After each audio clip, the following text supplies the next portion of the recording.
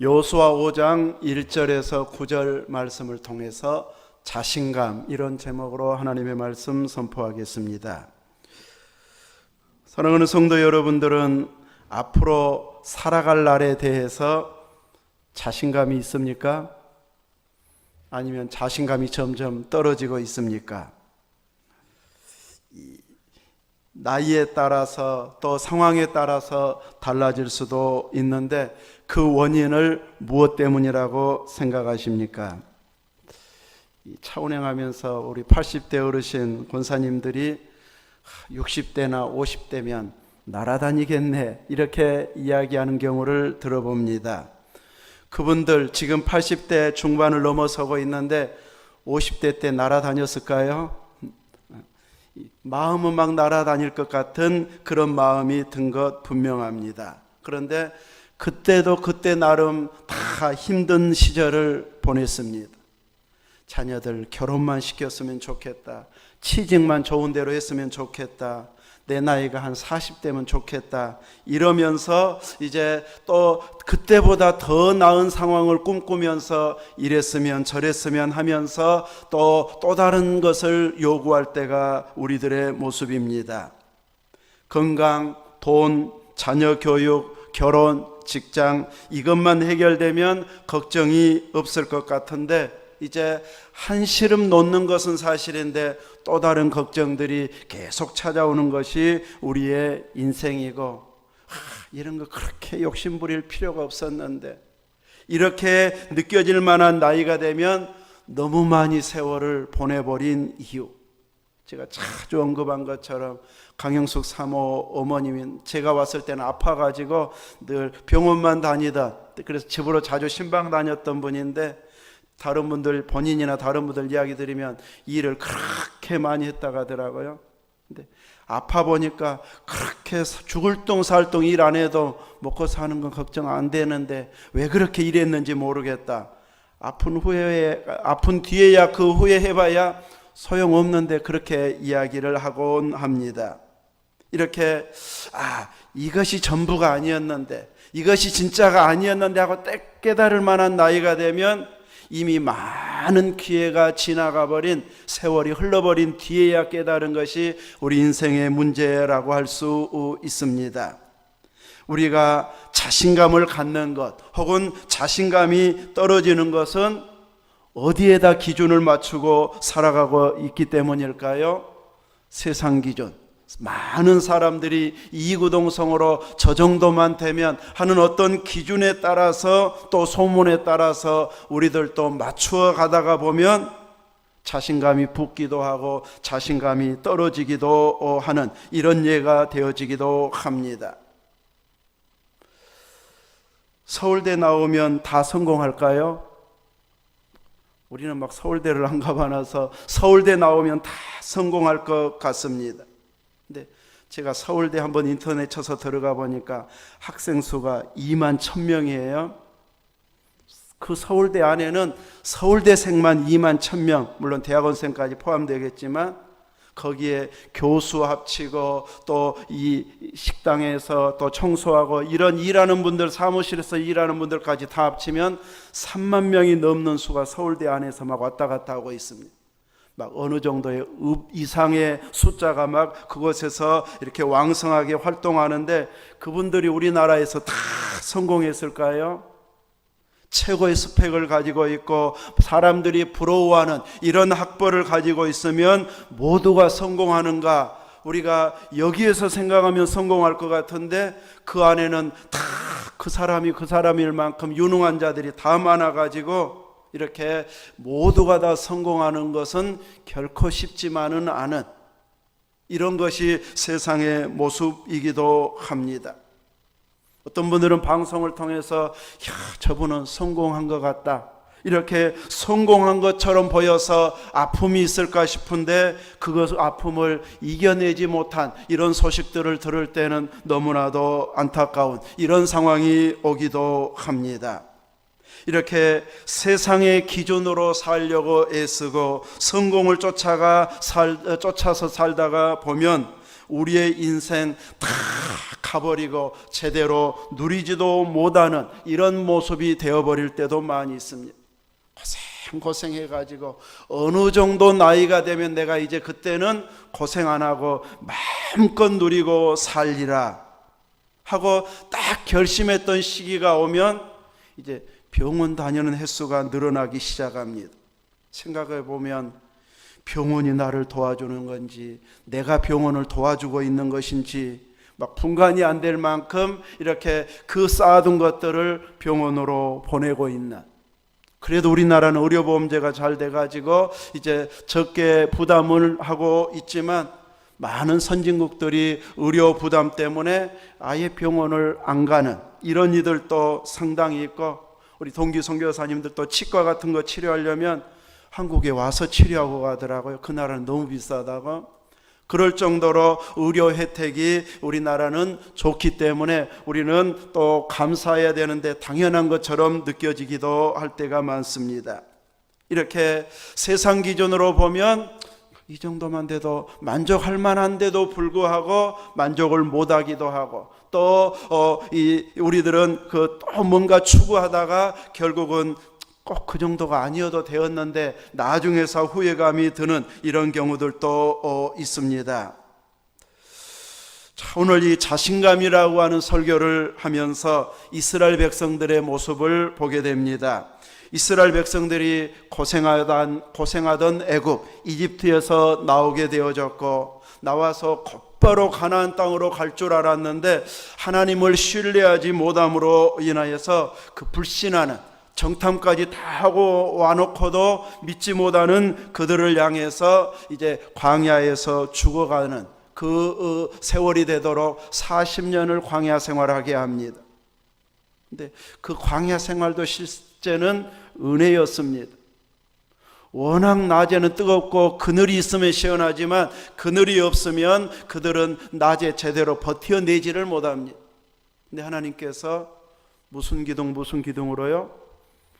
불기둥과 구름기둥으로, 밤에는 불기둥으로 낮에는 구름기둥으로 이렇게 보호하셔가지고 그 뜨거운 태양볕 아래에 노출되게 하지 아니하시고 40년 동안 보호해 주셨습니다.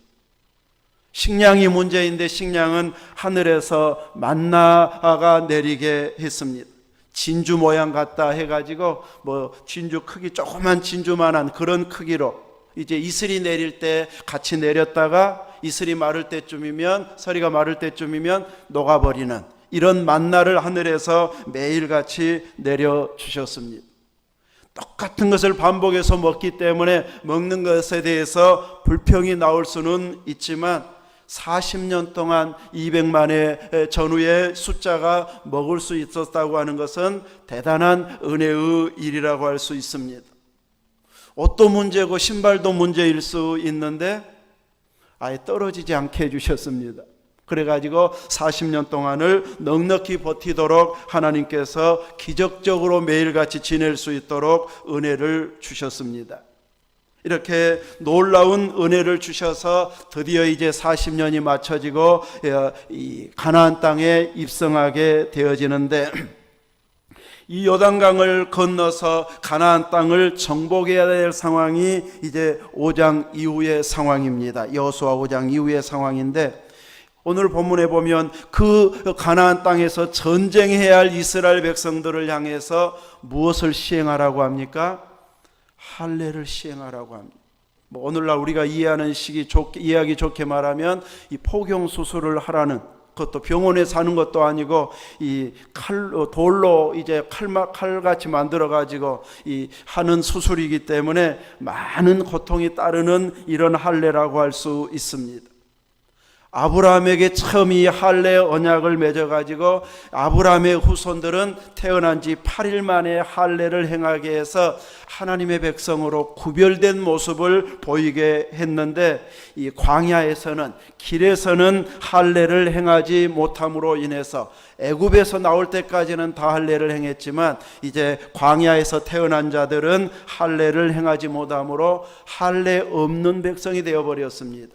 구약에서 할례 없는 백성이라는 말은 이방인을 부를 때 할례 없는 백성이라고 이렇게 불렀던 칭호입니다. 그런데 하나님의 선민인 선택받은 백성 이스라엘이 이제 이방인이나 다를 바가 없는 이런 할례 없는 자가 되어졌기 때문에 하나님이 주신 약속의 땅은 아브라함을 통해서 그 후손에 선택된 백성들에게 주신 땅이기 때문에 할례를 시행해야 주시겠다, 이렇게 말씀해서 할례를 행하게 하는데, 그 할례를 받고 있는 상황이 이제 가나안 백성들과 전쟁을 치루어야 될, 전쟁을 앞둔 상황에서 할례를 시행하고 있습니다. 이 전쟁을 앞둔 상황에서 할례 받는다고 하는 것, 믿음일까요? 무모한 행동일까요? 그냥 일반적으로 생각하면 무모한 행동입니다. 신앙적으로 생각하면 믿음의 행동이고요. 설교 제목을 자신감으로 잡았으니까 저는 믿음으로 보았기 때문에 자신감으로 이렇게 제목을 잡았지만, 일반적인 상식으로 생각하면 이건 무모한 행동입니다. 세상 기준으로 또 일반적으로 생각하면 그렇게 행동하면 안 되는 것이었습니다. 그런데 이스라엘 백성들이 지금 모두가 할례 없는 자들은 할례를 받고 있습니다.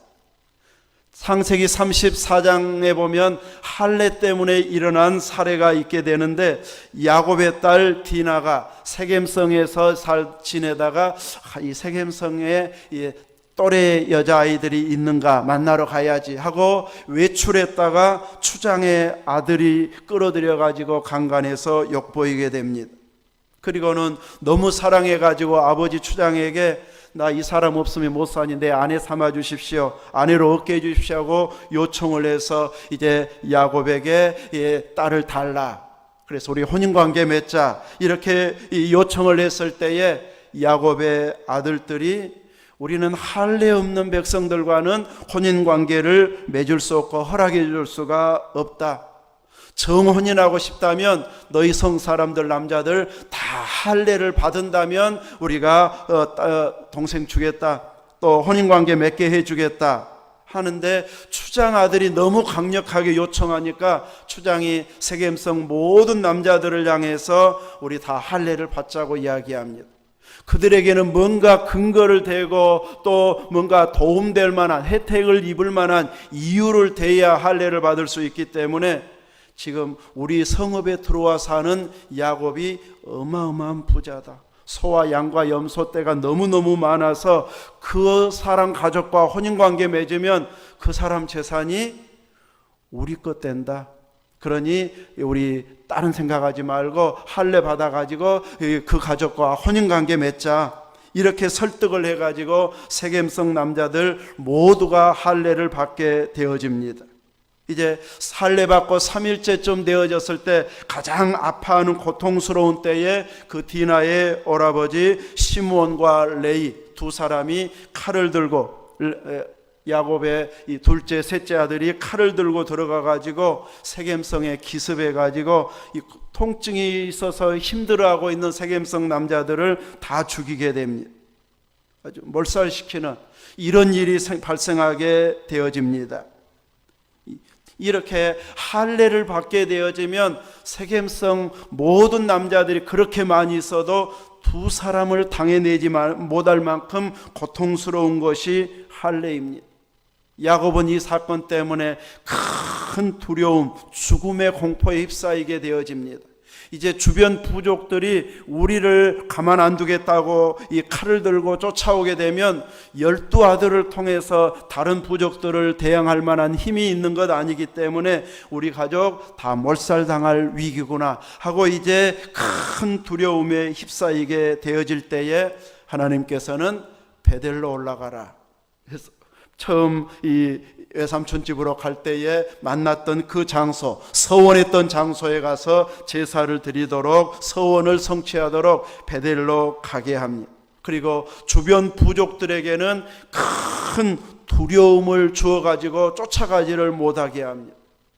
아마 말은 퍼지다 보면 확대돼가지고 저 아들들은 아마 모르긴 해도 얼마나 칼솜씨가 뛰어난지 두 사람이 성읍 남자들 다 죽였더라, 아마 이렇게 소문이 났는지 아무도 쫓아가려고 시도를 못합니다. 그래서 그 가족이 생명을 건지게 되어졌습니다.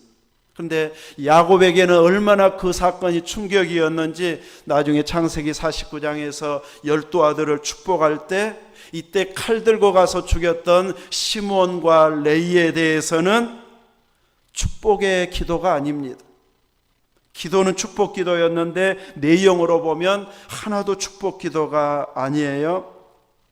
그들의 칼은 폭력의 도구로다. 저주를 받을 것이라. 이스라엘 중에 흩어질 것이라. 이렇게 기도하고 있습니다. 그래서 이들은 흩어져서 이제 살 수밖에 없는 그런 상황이 되어지는, 아마 야곱이 죽을 때까지 잊을 수 없는 충격적인 사건으로 머리에 남아 있었다고 할 수 있습니다.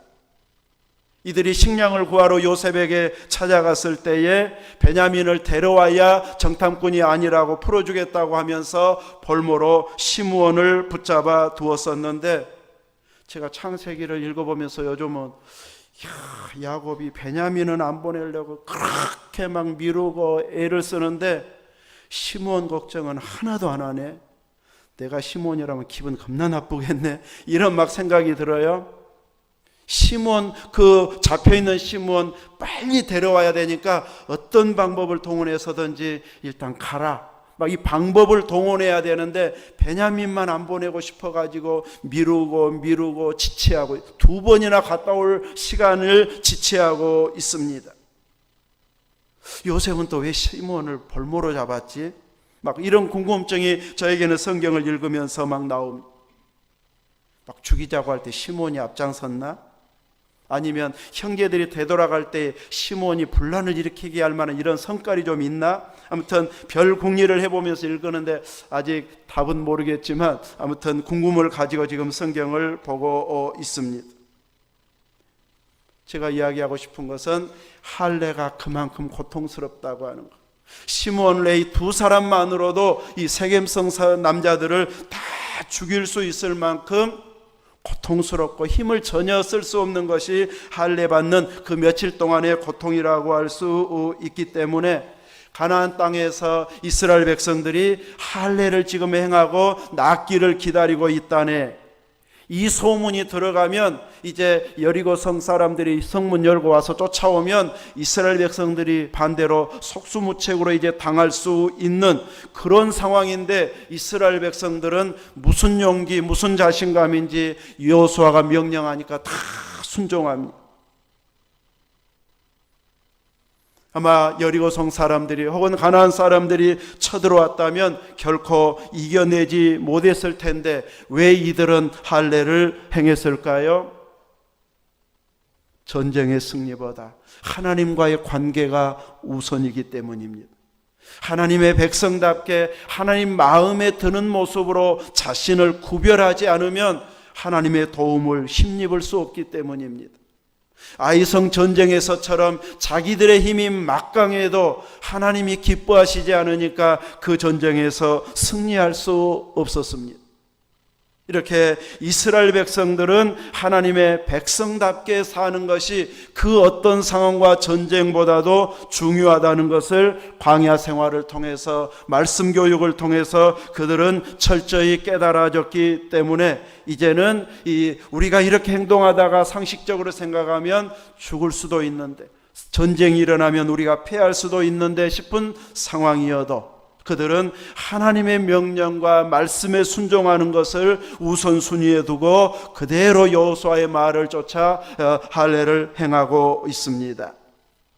이렇게 적에 대한 두려움보다도 하나님 말씀에 순종하기를 원했던 그들에게 하나님께서는 세겜성에서 은혜를 베풀어 주셨던 것처럼 사방 부족들에게 두려움을 주어가지고 야곱의 가족을 쫓아가지 못하게 했던 것처럼 이번에도 1절에 보면 이스라엘 백성들이 요단강을 마른 땅으로 건넜습니다. 제사장들이 법궤를 짊어지고 이제 요단강에 딱 들어서니까 물이 딱 멈춰버렸습니다. 그래서 위에서 흐르던 물이 멈춰버리고 흐름이 끊기니까 마른 땅으로 온 이스라엘 백성들이 요단강을 건너게 되어졌습니다. 지금 가보면 아주 좁은 강이지만 이제 이때 건널 때 당시에는 물이 흘러 넘칠 만한 많은 물이 비가 오는 그런 시기였기 때문에 엄청난 물의 양이 있는 때인데, 그 물을 하나님께서 딱 멈추게 해가지고 이스라엘 백성들이 건넜다는 것을 직접 눈으로 본 사람들, 그 정보를 이제 각 나라에 알려가지고 그 가나안의 모든 부족들이 그 소문을 듣고 큰 두려움에 떨게 되어집니다. 저들이 믿는 신이, 저 백성이 믿는 신이 도대체 어떤 신이길래 애굽도 이겨내고 홍해도 건너게 하고 광야도 건너오게 하더니 정말로 그 소문대로 요단강도 마르게 해가지고 건너버렸네. 우리가 저 사람들하고 싸워가지고는 도저히 이길 수가 없겠다. 1절에 보면 마음이 녹아버렸다고 말합니다. 요단강을 건넌 그 일 때문에 마음이 녹아가지고 싸울 의욕을 상실해버렸습니다. 그래서 나을 때까지 전혀 싸울 의욕을 갖지 못하고 수비만 하고 성목만 꼭꼭 잠가두고 이제 못 들어오게만 하고 있는 이런 상황이다 보니까 이스라엘 백성들은 할례를 행하고 치료가 다 되어지고 하나님과의 관계가 온전히 회복됨으로 인해서 이제는 하나님의 인도하심 따라 살 수 있는 이런 좋은 관계로 이제 전쟁을 치를 수 있는, 정복해 갈 수 있는 상황이 만들어졌습니다. 말씀대로 순종하면 일반 상식적으로는 안 될 것 같은 일들을 하나님께서 길을 열어주시고 때로는 막아주시고 흐르는 물까지도 막아주셔서 하나님의 약속이 성취되도록, 또 믿음대로 사는 자에게 그 간증을 고백할 수 있는 주인공이 되도록 하나님은 은혜를 베풀어 주시되 앞서 베풀어 주시고 또 순종하는 자들에게 은혜로 역사해 주시고 있습니다. 오늘 우리가 믿음의 길을 걸어가는 상황 속에서도 이런 위기 상황, 우리 인간적으로 생각하면 이렇게 하면 안 될 것 같고 주일까지 일해야 될 것 같고 이래야만이 승리할 것 같고 또 잘 일이 풀릴 것 같은데 꼭 오라고 그러고 이러니까 막 힘들어지는 이런 경우가 있게 되어지는데, 하나님께서는 이렇게 힘겹게 순종하는 자들을 향해서 괜히 그것 때문에 고민했네 할 만큼 더 좋은 길을 예비하시고 승리의 길로 인도해 주신다는 것을 이렇게 과정 하나하나를 통해서 보여주고 있습니다. 이렇게 한 번의 순종으로 그 다음은 일사천리로 해결되어지는 것은 물론 아닙니다. 또 한 번의 순종, 또 한 번의 순종, 매일 반복적으로 주신 은혜의 환경 속에서 하나님이 기뻐하는 쪽으로 분별을 해서 순종하는 이런 삶을 살아야지, 이제 하나님이 할례 받았으니까 우리 다 도와주실 거야 하고 감나무 아래 송시 떨어지기 기다리듯이 누워만 있으면 떨어지는 것은 아닙니다. 기다리다 보면 떨어지는 날도 있기는 하겠죠. 감이 올해처럼 말고 많이 열려 있을 때 같으면. 그러나 그렇게 기다리다가 더 배고파 버립니다. 그래서 이제 우리는 기다리고 있는 자가 아닌 바로 순종하고 하나님이 원하는 행동을 하는 자가 되어져야 할 것입니다. 이제 이 할례도 예수님 오신 이후에는 더 이상 할례를 요구하지 않습니다. 예수님을 믿는 믿음이면 되었지 할례로 따로 구별할 필요가 없다고 이제 가르치게 되어졌습니다. 물론 초대교회 때는 그 시기가 이제 할례를 행해야 된다는 쪽과 할례 없어도 된다는 쪽으로 격렬한 논쟁이 있었던 시기입니다. 그래서 이방인에게 할례 주어야 되느냐 안 주어야 되느냐, 이 일로 인해서 많은 다툼과 논쟁이 있은 후에 이제 할례까지 요구하지 않아도 된다, 이 결론에 이를 만큼 되어졌습니다. 그러나 끊임없이 이 할례파들로 인해서 초대교회 각 교회들은 여러 가지 논쟁들이 나중에까지 벌어지게 되어지는데, 이제 신약이 와서 예수님 이후로는 할례를 따로 받게 하지 아니하고 예수님을 구주로 영접하는 믿음, 세례를 통해서 이제 하나님의 백성됨의 표가 나오게 되어집니다. 그래서 세례받음의 구약의 할례처럼 하나님의 백성으로 인쳐진 행동이 바로 세례가 되어지는데, 세례의 가장 핵심은 예수님 믿음입니다. 문답지도 우리가 있지만 문답지 몇 장 젊은 사람들은 하루 몇 시간만 공부하면 딱 통과될 만큼 어려운 것 아닙니다. 머리 좋으면 금방 외워버립니다. 그런데 제일 중요한 것은 애워가지고 딱 통과해버리는 것이 중요한 것이 아니고 그 내용이 내 마음에 믿어지고 예수님이 믿어지고 예수님이 처녀의 몸 마리아에게서 태어났어도 이건 과학적으로 안 믿어지는데 하는데 하나님은 그러실 수 있지. 세상은 저절로 만들어졌다고 하는데 성경은 하나님이 말씀으로 창조했다. 진화되었다고 하는데 성경은 하나님은 종류대로 다 창조했다. 이렇게 말씀하는 것이 믿어지기 시작하면 기적이 다 믿어지기 시작합니다. 우리 입장에서 기적 우리들의 힘으로 이루어지지 않은 일이어서 막 잘 안 믿어지고 기적이라고 말하지, 능력의 하나님 입장에서는 기적이나 평범한 거나 똑같습니다. 하나님이 이루실 때는 다 똑같이 이루십니다. 그 하나님이 믿어졌을 때에 이제 확실하게 세례받을 수 있는 믿음이 되어지게 됩니다. 그런데 할례나 세례가 신앙의 끝은 아니고 바로 출발점인 것을 기억해야 할 것입니다. 이스라엘 백성들은 할례로 끝난 것이 아니고 여리고성 전쟁으로 끝나는 것이 아니고 여리고성 전쟁을 통해서 거기에서 또 순종할 거리를 하나님께서 주시고 있습니다. 첫 것이기 때문에, 첫 전쟁이고 첫 관문이기 때문에 첫 것은 하나님 앞에 바치게 만듭니다. 그래서 여리고성에서 빼앗은 전리품들은 자기 개인이 가져가지 말고 다 하나님께 바치라고 했는데 대부분이 99.9%가 순종했습니다. 딱 한 사람, 한 가정에서 너무 탐나가지고 금덩어리, 외투 탐나가지고 숨겼던 아간 때문에 단 한 사람의 불순종이 나중에 영향을 끼칠 때는 전 국민에게 영향을 끼치게 되어집니다. 그래서 아이성 싸움, 한 2-3천 명의 군사만 가도 이기겠다고 정탐꾼들이 보고해서 그 중에 많은 숫자 3천 명을 보냈는데도 패하고 말았습니다. 그것은 전투력이 약해서나 전쟁이 할 만한 힘이 없어서가 아니고 하나님과의 관계가 틀어져 버렸기 때문에 하나님의 도움 없이는 이길 수 없다는 것을 보여주셨습니다. 할례만 받으면 여리고성 싸움에서처럼 모든 전쟁에서 승리할 것처럼 막 믿어졌지만 하나님은 아니다 하십니다. 그 순간 누구 한 사람이라도 불순종했을 때에 그가 회개하고 돌이킬 때까지 하나님께서 편들어 주시지 않는다는 것을 보여주고 있음으로 인해서 우리는 세례 이후에도 꾸준하게 순종의 사람이 되어져야지, 젊었을 때 열심히 믿고 힘 떨어지고 나이 들어서는 힘도 없는데 열심히 할 필요가 뭐 있는가 하고 자기 기준으로 하나씩 포기해가는 자가 되어져서는 안 될 것입니다. 물론 우리의 고백처럼 건강이 옛날 같지 않은 것 사실이고 젊었을 때처럼 내가 벌어서 사용할 만한 그런 힘이 없는 것도 사실입니다.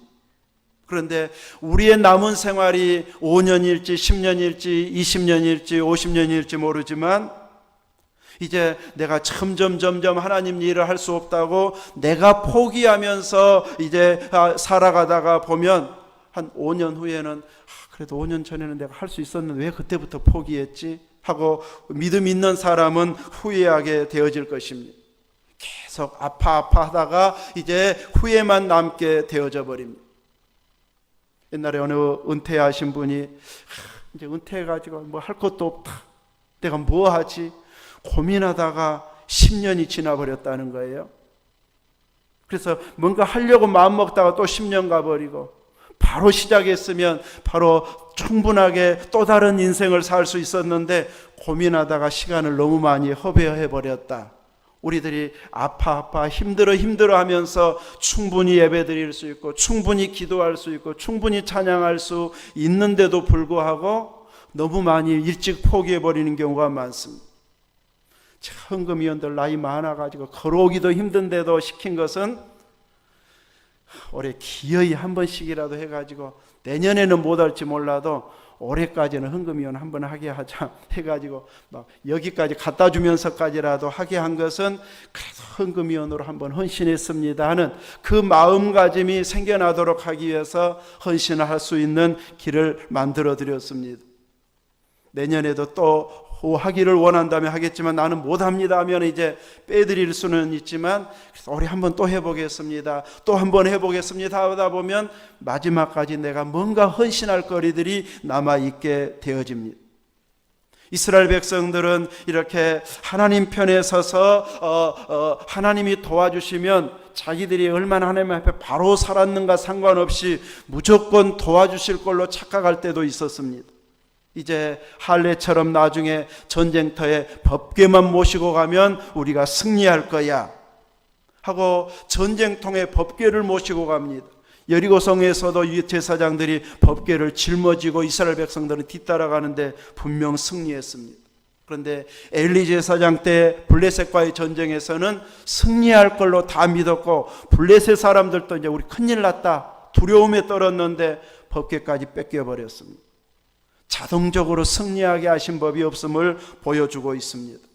하나님 앞에 엘리 제사장처럼 아들들처럼 또 전체 나라 국가 전체가 불신앙으로 돌아서 버린 상황에서 법궤만 모시고 간다고 승리하도록 은혜 주실 하나님이 아니었습니다. 이제 할례 이후 세례 이후에는 법적으로 우리가 다 하나님의 자녀가 되어졌지만 얼마나 가까운가가 핵심입니다. 그래서 하나님과 내가 더 가까운 자녀 관계가 되어지도록 일상에서 믿음으로 깨어 사는 삶이 되어져야 할 것입니다. 법적으로는 부자 관계가 분명한데 모든 부모와 자녀가 다 속갯말 털어놓고 할 만큼 가까운 것 아니고 한 집에 살아도 마음은 저 멀찍이 떨어져 있는 이런 관계일 수도 있고 어제 간증처럼 완전히 원수처럼 가족이어도 원수 관계가 되어버리는 이런 상황도 오게 되어집니다. 그래서 하나님과 우리가 자녀 관계, 아버지 관계이지만 하나님과 우리가 친밀해지는 것이 신앙이기 때문에 그 가까워지는 시도들을 끊임없이 믿음으로 행해야 할 것입니다. 그래서 우리가 믿음을 표현해야 됩니다. 하나님 앞에서.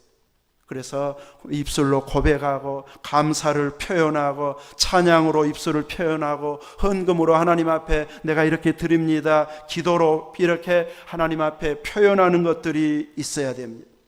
또 한편으로는 말씀하시면 제가 순종하겠습니다 하면서 들으면 순종하는 자가 돼야 되는데 건성으로 들으면 순종할 수가 없습니다. 정신을 바짝 차리고 내가 순종할 거리다 싶으면 얼른 붙잡아 가지고 되새겨야 됩니다. 저것은 내가 한다, 저것은 내가 한다 딱 마음에 담고 있으면 기억력이 흐리고 잘 잊어버린 사람도 내가 딱 결심하고 마음 먹은 것은 안 잊어버립니다. 우리 권사님 중에 한 분이 지난번에 한번 캐다 주셨는데 반찬 너무 맛있더라고. 근데 나중에 주고 보니까 더 큰 것이 밭에 남아 있어가지고 계속 마음에 걸려가지고 걱정했더니 아들이 뭘 걱정하냐고 다시 주면 되지 그래가지고 금요일날 또 가져오셨더라고요. 이렇게 우리들은 내 마음에 딱 담아두고 있으면 계속 그것이 생각이 떠올라가지고 딱 해버려야 이제 마음이 놓여집니다. 하나님이 주신 우리에게 주신 감동들도 이건 내가 한다 딱 결심하면 기억력이 점점 흐려져도 건강이 약해도 나이가 들어도 충분히 할 일들이 우리에게 남아있도록 하나님은 배려해 주시고 은혜 주시기 때문에 하나님과 어떻게 하면 내가 더 가까워질까 이 마음을 가지고 은혜를 사모하면 우리의 남은 삶을 자신감 넘치게 하나님이 내 편이고 나를 도와주신다 이 자신감 때문에 매일매일 행복하게 살아가는 이런 믿음이 되어질 것입니다. 하나님이 여러분을 사랑해 주신다는 확신 속에서 자신감을 가질 수 있도록 끊임없이 하나님을 사랑하고 말씀을 사랑하고 순종하면서 사는 믿음 되시기를 주님의 이름으로 축원합니다. 아멘.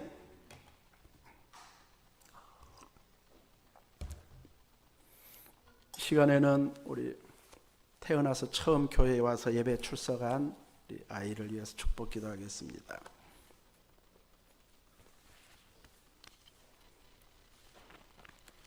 제 외손자 이름은 임다온입니다.